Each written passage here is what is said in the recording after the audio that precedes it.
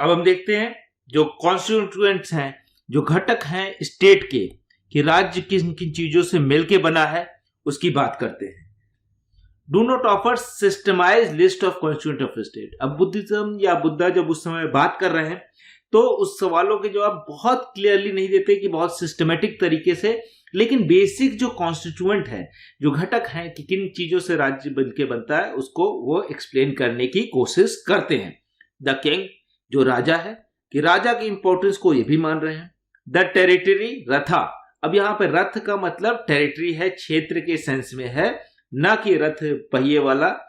Territorial organisation have sub division. अब जो territory है, जो क्षेत्रफल है या क्षेत्र है, जो राज्य है, उस राज्य के किस तरह से बांटा गया है। अब ये टर्म आपके लिए इंपॉर्टेंट है कि अलग अलग एग्जाम में पूछा जा सकता है कि इस टर्म का मतलब जो अंगसूत्र में क्या होगा।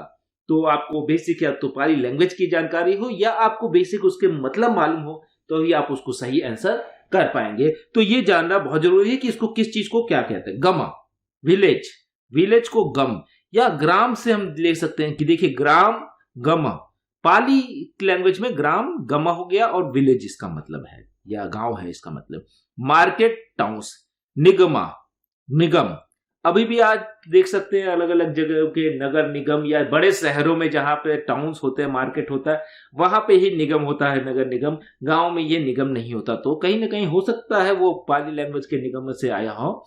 तो कंट्री साइड, अब कंट्री साइड जनपद, तो जनपद का मतलब जो शहरों से दूर है और वो जनपद कहलाएंगे।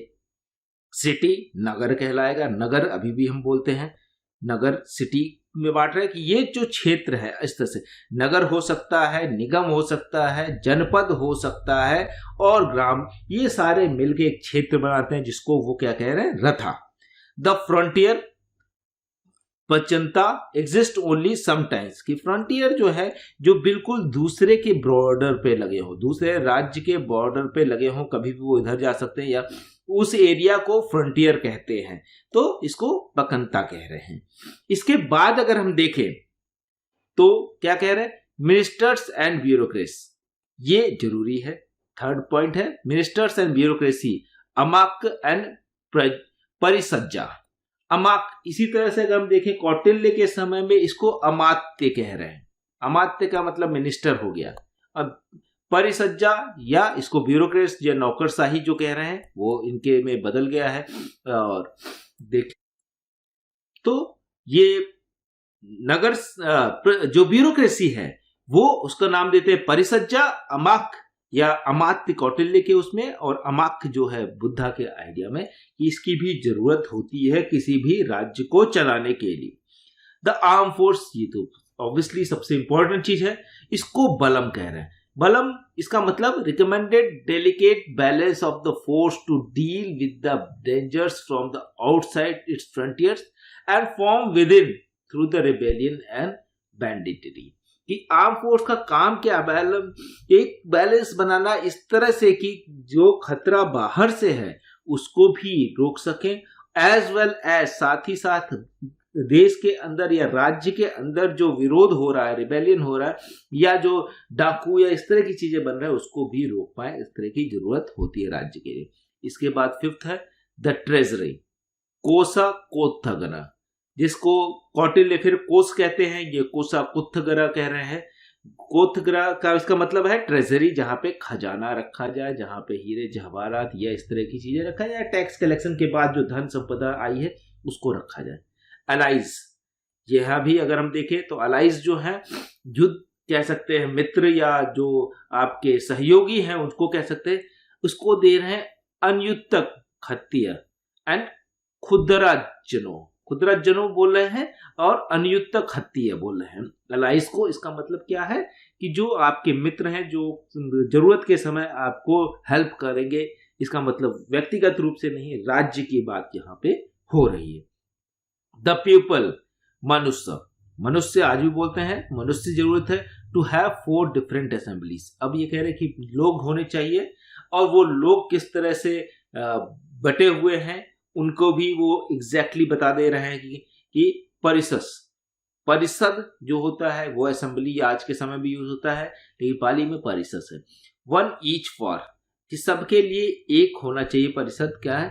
खतिया, जो हम छत्री कह सकते हैं आज के समय में, ब्राह्मण्स जो ब्राह्मण हो गए, हाउस होल्डर गृहपति या जो गृह में रहते हैं, गृहस्थ जीवन जीते हैं, वो उस तरह के लोग, या एसेटिक्स जो सबको छोड़ छाड़ के कह सकते हैं साधु बन गए या सन्यासी बन गए, या इस तरह के लोग। तो वर्ण इनके सभी के कोई ना कोई रिप्रेजेंटेटिव होना चाहिए। गृहस्थों का अपना रिप्रेजेंटेटिव होना चाहिए, क्योंकि उनकी जो प्रॉब्लम्स है कोई और नहीं रख सकता। क्षत्रिय की अपनी होनी चाहिए, ब्राह्मणों की अपनी। और इसके बाद fort durga not include in the list as was done by Kautilya, जो हमने बात की। कौटिल्य फोर्ट दुर्ग पे बहुत काम करते हैं कि किस तरह के, कौटिल्य बताते भी हैं कि 4 तरह के दुर्ग होने चाहिए। ये सारी चीजें ये नहीं बताते दुर्ग के ऊपर। तो हम देख सकते हैं कि किस तरह से ये अपना जो किंगडम है उसके बारे में बता रहे हैं कि क्या क्या होना चाहिए। अब ये बात करते हैं कि आइडियल किंगडम कैसा होना चाहिए। आइडियल किंगडम में अगर हम देखें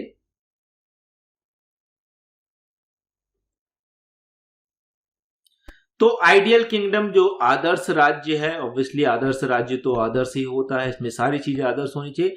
द टेरिटरी जो क्षेत्र है वो क्या होना चाहिए? विच इज विदाउट थॉर्न्स, कि बिना किसी राजा या बिना किसी सुपर पावर के होना चाहिए। अकंटका, अकंटका मीन्स कि कोई कंटक नहीं है, कोई रोकने वाला नहीं हो, ऐसा हो। अनट्रबल्ड, अनुपयाला मीन्स कहीं भी कोई ऐसी चीज ना हो जो आदर्श राज्य को कंट्रोल करे, जो बताए कि ऐसा काम करना चाहिए। इसका मतलब यह है कि कोई आपसे शक्तिशाली ना हो, आप जो चाहते हैं वो उसको उसी तरह से कर पाए। तो सुपर पावर जो है वो कहीं बाहर से नहीं। आज के समय में फिर इसका मॉडर्न टाइम में एग्जांपल अगर हम देख ले तो उसमें कहीं ना कहीं ऐसे चीजें आती है कि कहने के लिए तो बहुत से राष्ट्र संप्रभु हैं, लेकिन जो शक्तिशाली राष्ट्र है वो आपको प्रेशराइज करते हैं अपने डिसीजन लेने के लिए, अपने डिसीजन को बदलने के लिए। मैन आर हैप्पी, अब वो कह रहे कि आदर्श राज्य में क्या क्या होना चाहिए? मैन हैप्पी होना चाहिए, आदर्श राज्य में सभी लोग खुश हो, खुशहाली चारों तरफ हो। लिविंग इन होम्स, अपने घरों में रहें। विथ ओपन डोर्स, बिल्कुल खुले आदर्श। And play peaceful with the children in their laps, कि ये किसी भी तरह का खतरा ना हो कि बाहर का कोई आक्रमण होगा या चोरी हो जाएगी या कोई लूट ले जाएगा। उस तरह के राज्य को ही एक आदर्श राज्य ये मानते हैं। और आज के समय में भी आदर्श राज्य का मतलब यही है कि किसी भी तरह का कोई भेदभाव किसी के साथ ना हो, ना ही किसी तरह का कोई डर हो। भेदभाव ना होना या नहीं होना कोई चीज, और साथ ही साथ एक आगे के जो आइडिया आज के समय में पॉजिटिव स्टेट का कहा जाता है कि सिर्फ वो सिक्योरिटी देना ही काम नहीं है, लोगों के अंदर फीलिंग होना कि हम सिक्योर हैं, वो भी राज्य का काम है। और बुद्ध का भी आदर्श राज्य में यही राज्य आता है। विकेट आर पनिश्ड, जो धूर्त है उसको पनिश किया जाना चाहिए, उसको सजा मिलनी चाहिए। Punishment is to be use to detect the potential offenders.